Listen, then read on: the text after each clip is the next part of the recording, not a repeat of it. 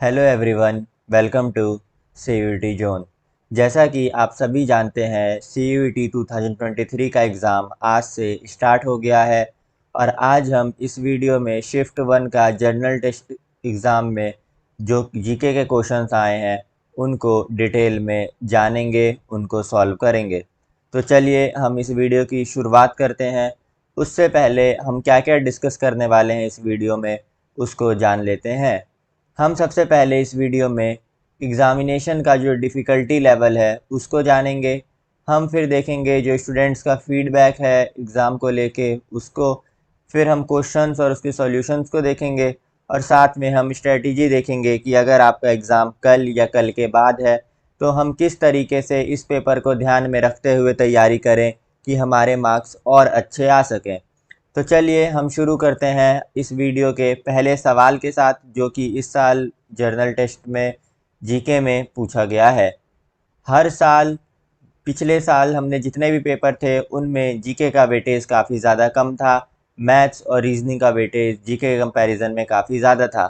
लेकिन इस साल हम देख पा रहे हैं जो शिफ्ट 1 का पेपर है उसमें कि इन्होंने मैथ्स का वेटेज जो है उसको और ज़्यादा बढ़ा दिया है, जो रीजनिंग का वेटेज है उसको कम कर दिया है और जीके के वेटेज को भी बढ़ा दिया है। तो पहले जो हमें एग्ज़ाम में 4 से 5 या 6 सवाल मिलते थे देखने को, अब हमें वही 13 से 14 क्वेश्चन जो हैं वो जीके के देखने को मिल रहे हैं। तो जो पहला सवाल है वो है, which of the following is not a state of India. इनमें से कौन सा राज्य नहीं है भारत देश का। तो देखिए, इसके अंदर 4 ऑप्शंस थे जिसमें से पुडुचेरी जो है वो करेक्ट ऑप्शन होगा, क्योंकि पुडुचेरी जो है वो एक यूनियन टेरिटरी है। यूनियन टेरिटरी जिसको हिंदी में केंद्र शासित प्रदेश भी बोलते हैं। इसके नाम में ही आपको समझ आ रहा होगा कि एक ऐसी जगह जिसको केंद्र सरकार जो है सेंट्रल गवर्नमेंट वो गवर्न करती है, वो रूल करती है। यहाँ पे स्टेट गवर्नमेंट नहीं होती है। इसीलिए पुडुचेरी जो है वो एक स्टेट नहीं है, एक यूनियन टेरिटरी है। वहीं आपके मन में एक दिल्ली को लेके सवाल आ रहा होगा कि दिल्ली में फिर आम आदमी पार्टी की सरकार कैसे है, यहाँ चीफ मिनिस्टर कैसे हैं। तो दिल्ली जो है वो एक अलग टॉपिक है पूरा, उसको हम किसी और वीडियो में डिस्कस करेंगे कि क्यों दिल्ली में एक यूनियन टेरिटरी होते हुए भी सरकार है और बाकी यूनियन टेरिटरीज़ में सरकार नहीं है। देखिए, एग्ज़ाम का डिफ़िकल्टी इस एग्ज़ाम में इतना नहीं था। अगर आप देखेंगे तो करंट अफेयर्स ने बच्चों को थोड़ा-सा परेशान किया, क्योंकि उन्होंने 2020 के करंट अफेयर्स पूछ लिए थे। बच्चे 1 साल का करंट अफेयर तैयार करके जाते हैं, लेकिन इन्होंने 2020 के करंट अफेयर्स पूछ लिए थे, जो कि थोड़ा मुश्किल था बच्चों के लिए जवाब देना। तो चलिए अब हम देखते हैं, आगे बढ़ते हैं और अगले सवाल की तरफ बढ़ते हैं। तो हम इस एग्ज़ाम में हमें देखने को मिला है कि बहुत सारे सवाल जो हैं वो मैच द फॉलोइंग के क्वेश्चंस हैं। जैसे यहाँ पे आप देख सकते हो, ब्लू रेवोल्यूशन, ग्रीन रेवोल्यूशन और वाइट रेवोल्यूशन, इनको मैच करना था कि ये किस चीज़ से रिलेटेड है। तो मैं एक-एक करके आपको इन रेवोल्यूशंस के बारे में बता देता हूँ। जैसे कि है ब्लू रेवोल्यूशन। ब्लू रेवोल्यूशन जो है वो एक सस्टेनेबल डेवलपमेंट को बढ़ावा देने के लिए किया गया था और मैनेजमेंट ऑफ वाटर रिसोर्सेज जो है उसको बढ़ावा देने के लिए किया गया था। पर्टिकुलरली एक्वाकल्चर और फिशरीज़ के सेक्टर में, जहाँ पे हम देख सकते हैं कि कई सारे जो इम्प्लीमेंटेशंस किए गए टेक्नोलॉजीज़ का, जिससे एक्वेटिक प्रोडक्टिविटी जो है उसको बढ़ाया जा सके, एफिशिएंट यूटिलाइजेशन जो है वाटर रिसोर्सेज का उसको किया जा सके, और जो कम्युनिटीज़ जो कि समुद्र किनारे या ऐसी जगहों पे रहती है फ्रेश वाटर के किनारे, जो कि फ़िशिंग पे ही डिपेंडेंट होती है, उनके लाइफ को और बेहतर किया जा सके इन चेंजेस को लाने के बाद। वहीं पे जब हम ग्रीन रेवोल्यूशन को देखते हैं, तो ग्रीन रेवोल्यूशन जो है वो रेफ़र करता है एक पीरियड को, एक समय काल को, जो कि एग्रीकल्चरल एडवांसमेंट में हुआ था। इसके अंदर 1940s से 1960s के बीच में ये रिवॉल्यूशन हुआ था और यहाँ पे जो जो क्रॉप प्रोडक्शन था वो काफ़ी ज़्यादा बढ़ गया था। यहाँ पे कई सारे जो नए-नए हाई यील्डिंग क्रॉप वैराइटीज़ थी उसको इंट्रोड्यूस किया गया, इरिगेशन मेथड्स को सुधारा गया और फर्टिलाइज़र्स का और पेस्टिसाइड्स का बहुत ज़्यादा इस्तेमाल होने लगा खेती के अंदर, जिससे जो खेती के अंदर जो चीज़ें यूज़ होती थी, जो फसल उगती थी, वो अब ज़्यादा तेज़ी से उगने लगी और उसे कीटनाशक और जो का भी इस्तेमाल होने लगा, जिससे जो छोटे-छोटे कीड़े और ये सब जो होते हैं, जो फसल को ख़राब कर देते हैं, वो ख़राब नहीं कर पा रहे थे। इस वजह से हम देख सकते हैं कि भारत देश के अंदर बहुत ज़्यादा जो क्रॉप प्रोडक्शन था, वो इंक्रीज़ हो गया।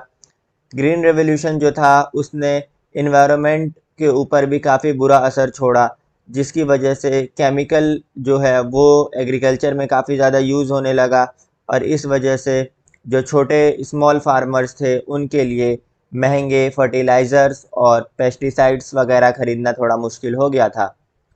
उसके बाद तीसरा जो है वो है वाइट रेवोल्यूशन। वाइट रेवोल्यूशन जैसा हम सुनते हैं नाम से, अगर आप हमारी वीडियोज़ रेगुलरली देखते हैं तो आपने ज़रूर देखा होगा कि हमने ग्रीन रेवोल्यूशन को भी उसके अंदर डिस्कस किया है और हमने साथ में वाइट रेवोल्यूशन को भी डिस्कस किया है। वाइट रेवोल्यूशन जो है वो मॉडर्नाइज़ करता है और एक्सपेंड करता है डेयरी इंडस्ट्री को हमारे भारत के अंदर, मिल्क प्रोडक्शन को इंक्रीज़ करा के। यहाँ पे हम देख सकते हैं जो इम्प्रूव किया गया था डेयरी प्रोसेसिंग को और डिस्ट्रीब्यूशन को। जो ये प्रोग्राम है उसका मेन फोकस था कि जो मिल्क है उसको कोऑपरेटिव मॉडल के तौर पे तैयार करना है और जो स्मॉल स्केल फार्मर्स हैं उनको एम्पावर करना है और जो रूरल मिल्क प्रोड्यूसर हैं उनको एम्पावर करना है। इसके अंदर हम देख सकते हैं कि कई सारे नई नई चीज़ें इंट्रोड्यूस की गई, जैसे कि high yielding cross breed kettles जो थे, जो ज़्यादा दूध प्रोड्यूस कर पाती थी, उन कैटल्स को लेके आया गया और इंफ्रास्ट्रक्चर जो था उसको काफ़ी अच्छा किया गया। वाइट रेवोल्यूशन जो था उसकी वजह से इंडिया ने एक रिमार्केबल प्रोग्रेस जो है उसको हासिल किया और सेल्फ सफिशेंट बन गया मिल्क में। जो ये प्रोग्राम है उसने एक बहुत क्रूशियल रोल जो है उसको निभाया, रूरल जो लाइफ थी लोगों की उसको अच्छा बनाने में, देश के अंदर से पॉवर्टी को कम करने में और रेगुलर इनकम सोर्स देने में मिलियन ऑफ स्मॉल फार्मर्स और लैंडलेस लेबरर्स को। जो वाइट रेवोल्यूशन है उसे माना जाता है इंडियन डेयरी इंडस्ट्री के अंदर एक बहुत बड़ा ग्रोथ था और इसे भारत देश को ये वाइट रेवोल्यूशन दुनिया का सबसे बड़ा जो है वो डेयरी इंडस्ट्री के तौर पे आगे बढ़ाता है और सबसे बड़ा डेयरी इंडस्ट्री बनाता है। अगर अब हम बढ़ें हमारे अगले सवाल की तरफ, तो वो भी एक जो था वो मैच द फॉलोइंग था, quit India movement, civil disobedience movement और इंडियन होम रूल मूवमेंट। इसके बारे में हमें मैच करना था। तो देखिए, क्विट इंडिया मूवमेंट जो है, जिसको अगस्त मूवमेंट के नाम से भी जानते हैं, ये एक मूवमेंट था, एक कैंपेन था जो कि इंडियन नेशनल कांग्रेस के द्वारा चालू किया गया था 8 अगस्त साल 1942 में, यानी कि 1 अगस्त 1942 में। इस समय इंडिया का जो स्ट्रगल था इंडिपेंडेंस के लिए ब्रिटिश रूल से, वो अपने चरम पे था। महात्मा गांधी जो हैं, जिन्होंने क्विट इंडिया मूवमेंट को शुरू किया था, उसका मेन एम था कि हमें इंडिपेंडेंस चाहिए, इमीडिएट इंडिपेंडेंस चाहिए इंडिया के लिए और ब्रिटिश रूल पे पूरी तरीके से ख़त्म होना चाहिए, ब्रिटिश रूल ख़त्म होना चाहिए।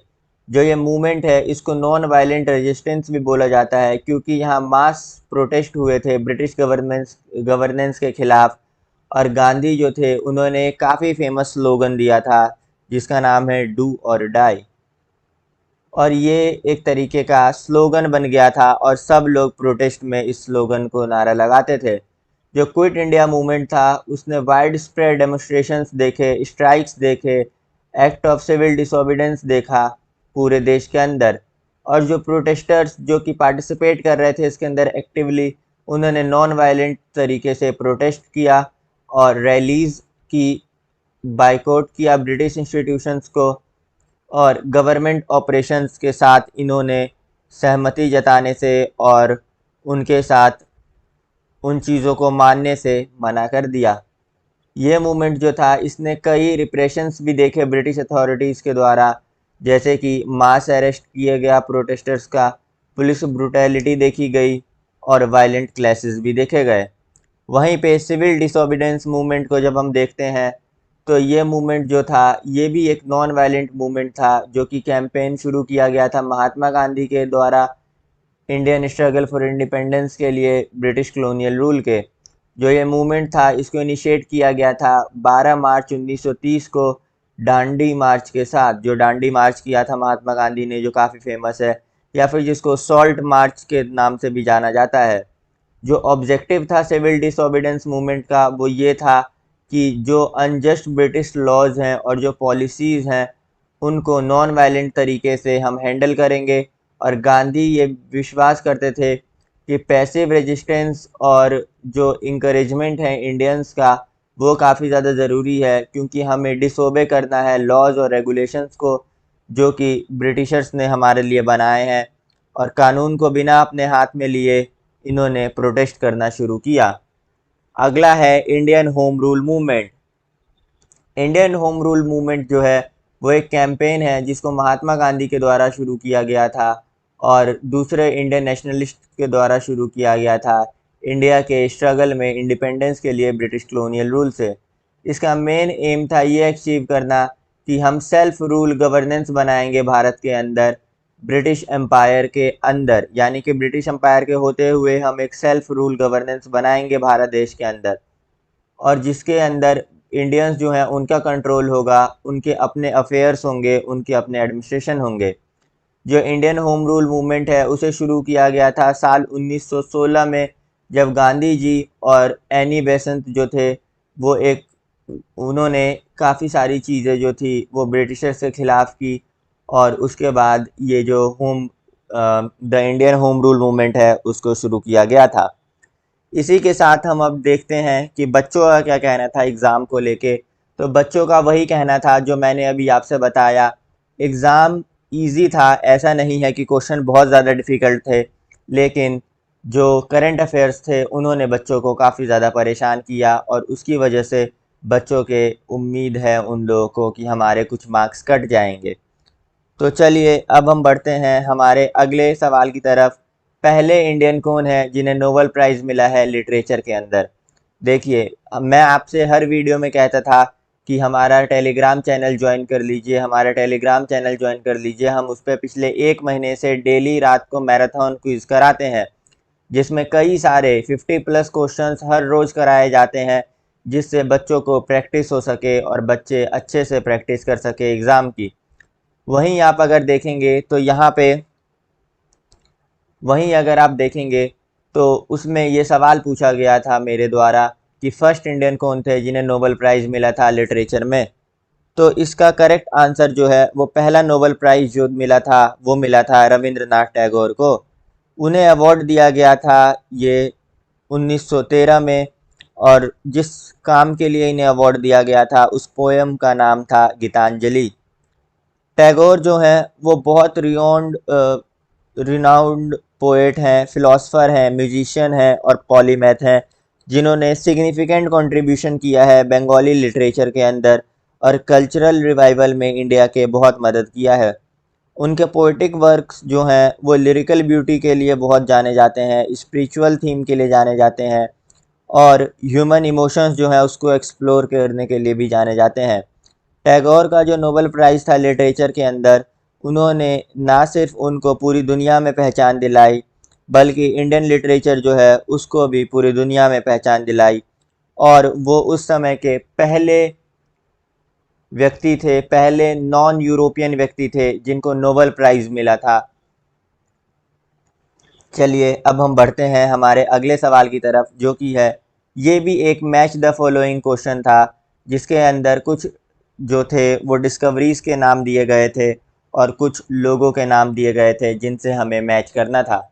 तो यहाँ पे जैसे कि हमें पता चल पाया है अभी तक कि आर्यभट्ट जो थे उन्होंने ज़ीरो को डिस्कवर किया था। वो हमें बच्चों ने जो बताया है वो यही बताया है। बाकी जो सवाल हैं उनके ऊपर हम अभी भी बच्चों से पूछ रहे हैं और हम कंटिन्यूसली कांटेक्ट में हैं। जैसे ही हमको और सवाल के बारे में पता चलेंगे हम और वीडियोस आपके लिए लेके आएंगे। तो आप ध्यान रखिएगा, आर्यभट्ट जो थे उन्होंने जीरो की खोज की थी। अगला सवाल है search for truth book is written by. तो देखिए जैसा मैंने आपको बताया मिशेल ए सिंगर जो एक सिंगर हैं माफ़ कीजिएगा मिशेल ए सिंगर जो कि एक ऑथर हैं, उन्होंने इस पुस्तक को लिखा है द सर्च फॉर ट्रुथ को। तो आपको इसका correct answer Michelle A Singer करना है। अगला क्वेश्चन था अलमती डैम से रिलेटेड। इसके अंदर क्या है कि अलमती डैम जो है ये अभी न्यूज़ में था कुछ समय पहले, और इसको हम मान सकते हैं कि ये एक करंट अफेयर का भी क्वेश्चन है। अलमती डैम का इशू क्या है हम वो देख लेते हैं। यहाँ पे कर्नाटका के सीएम जो हैं बसवराज बोम्मई, उनके खिलाफ़ प्रोटेस्ट किया जा रहा है अलमती प्लान को लेके, क्योंकि ये सरकार जो है ये कहना चाह रही है और करना चाह रही है जो इंक्रीज़ है अलमती डैम की हाइट उसको बढ़ाना।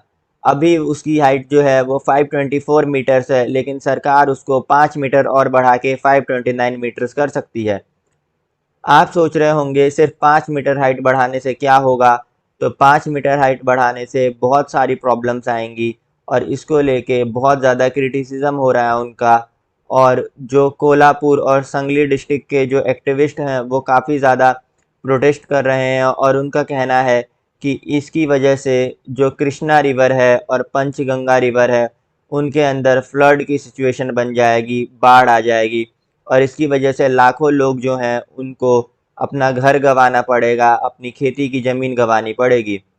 एक्टिविस्ट जो कह रहे हैं वो ये भी कह रहे हैं कि बैक वाटर प्रेशर जो आएगा उसकी वजह से कृष्णा रिवर और उसकी ट्रिब्यूटरीज जो हैं और जो पंचगंगा नदी है उसको काफ़ी ज़्यादा नुकसान पहुंच सकता है। इसीलिए इसको रोक दो, इसको आगे मत होने दो। अब बढ़ते हैं हम हमारे अगले सवाल की तरफ, जो कि है टोक्यो ओलंपिक्स 2020 के बारे में कई सारे क्वेश्चंस पूछे गए, जैसे कि टोक्यो ओलंपिक्स में 2022 में किसको किस स्पोर्ट्स में गोल्ड मेडल मिला। तो आपसे एक बार मैं ये कहना चाहूँगा कि अगर आपके पास समय है, अगर आपका एग्ज़ाम कल भी है तो भी आपके पास अभी समय है, आप एक बार टोक्यो ओलंपिक्स में जिन जिन लोगों को गोल्ड मेडल मिला था एक बार देख लीजिए, स्पेशली इंडियंस जो हैं उनको देख लीजिए कि उनको किस किस गेम के लिए कौन कौन से मेडल मिले थे टोक्यो ओलंपिक्स 2020 में। साथ में आप ये भी देख लीजिएगा कि अगला ओलंपिक्स जो है वो कब होने वाला है और जो पहला ओलंपिक है वो कब हुआ था। आशा करता हूँ आप सब लोग कमेंट सेक्शन में इन सवालों का जवाब ज़रूर देंगे। पहला ओलंपिक्स जो है जो कि ग्रीस के एथेंस शहर में हुआ था वो कौन से साल में हुआ था, और पिछले साल किस प्लेयर को माफ़ कीजिएगा 2020 में किस किस प्लेयर को जो है वो मेडल मिले हैं, गोल्ड मेडल, आप जाके कमेंट करके बताइए। तो अभी तक हमको इन्हीं क्वेश्चंस के बारे में पता चल पाया है अपने स्टूडेंट्स से। हम रेगुलरली कांटेक्ट में हैं उनके साथ। जैसे ही हमें और क्वेश्चंस के बारे में पता चलता है हम तुरंत आपके लिए अगली वीडियो लेके आ जाएंगे जिसके अंदर हम और भी क्वेश्चंस को डिस्कस करेंगे। आशा करता हूँ आप सब समझ गए होंगे कि किस तरीके के क्वेश्चंस पूछे जा रहे हैं। स्टैटिक को काफ़ी ज़्यादा ध्यान में रखा जा रहा है और बहुत छोटे लेवल के क्वेश्चंस हैं, ऐसा कुछ नहीं है कि बहुत ज़्यादा मुश्किल एग्ज़ाम है। बस आपको ध्यान देना है, आपको देखना है कि करेक्ट आंसर क्या है। एग्ज़ाम के अंदर पैनिक नहीं करना है, और अगर आप एग्ज़ाम देने जा रहे हैं और आपने अभी तक हमारी कल की वीडियो नहीं देखी है जिसमें हमने आपको बताया है कि आपको किस तरीके से एग्ज़ाम को अटेम्प्ट करना है, तो आप जाके जल्दी से उस वीडियो को भी देख लीजिए, हमारे चैनल को सब्सक्राइब कर लीजिए ताकि आपको टाइम टू टाइम सारे अपडेट्स मिलते रहें एग्ज़ाम से रिलेटेड और क्वेश्चंस के सॉल्यूशन भी। Thank you for watching. Thank you.